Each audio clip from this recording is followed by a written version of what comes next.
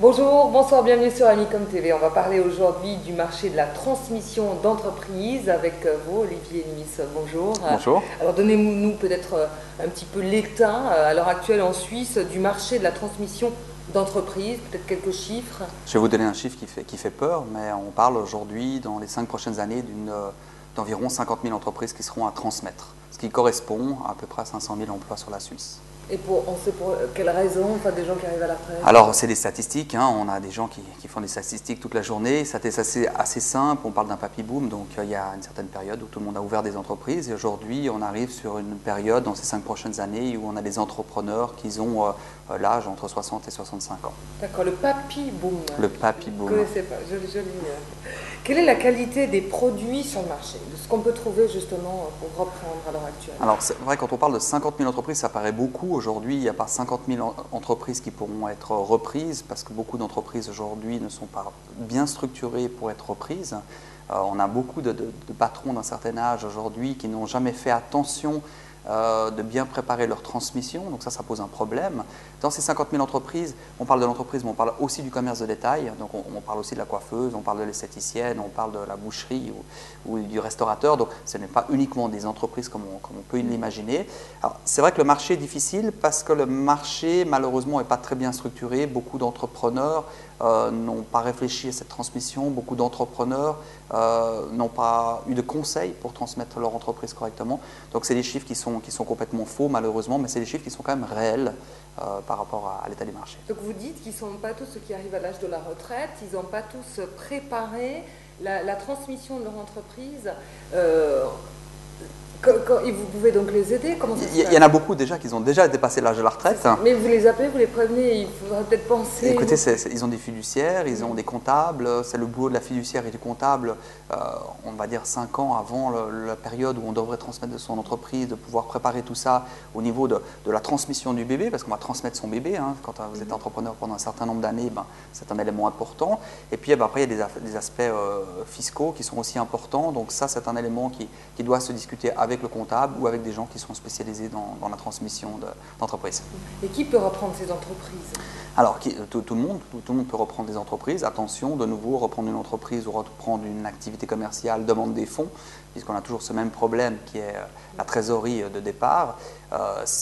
Aujourd'hui, c'est quelque chose qui est ouvert à tout le monde, mais vous n'allez pas reprendre demain une menuiserie. Si vous n'êtes pas menuisier, vous n'allez pas reprendre n'importe quelle activité.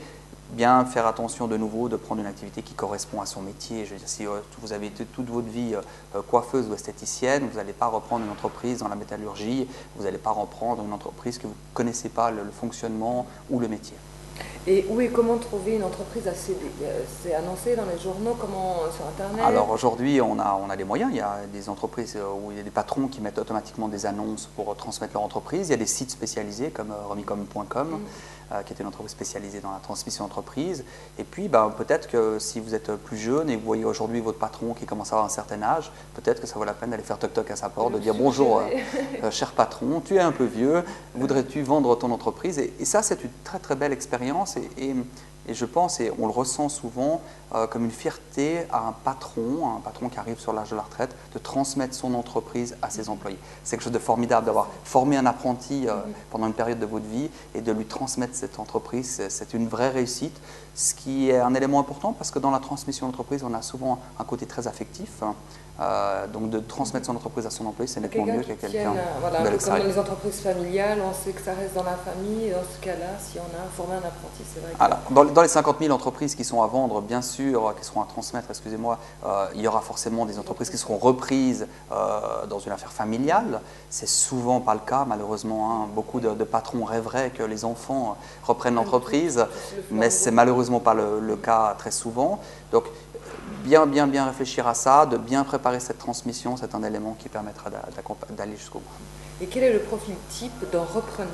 Alors le profil type d'un repreneur, on va parler d'âge parce que je veux dire c'est l'élément le plus simple à expliquer. Le profil aujourd'hui, quand on voit des repreneurs qui s'intéressent à reprendre une activité, une entreprise, souvent le profil est une personne entre 35 et 45 ans qui se lance.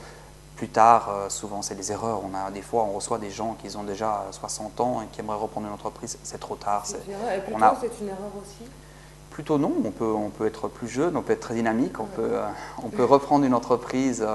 Mais attention, c'est une entreprise qui a 40 personnes. Si vous avez 20 ans et puis vous allez gérer des gens dans une entreprise qui ont déjà 20 ans d'expérience et vous ne les avez pas, c'est pas toujours facile, ça peut être difficile. Ça peut être une solution d'échec. Aussi, des employés, si vous êtes dans une entreprise où il y a des employés et qui vont recevoir un nouveau patron, qui vont avoir un nouveau patron du jour au lendemain, qui est un petit jeune qui a 20 ans, quand vous êtes là déjà installé depuis un certain nombre d'années, ça peut être difficile. Olivier Nimis, merci pour toutes ces informations. Merci. Et on se retrouve pour notre émission très bientôt.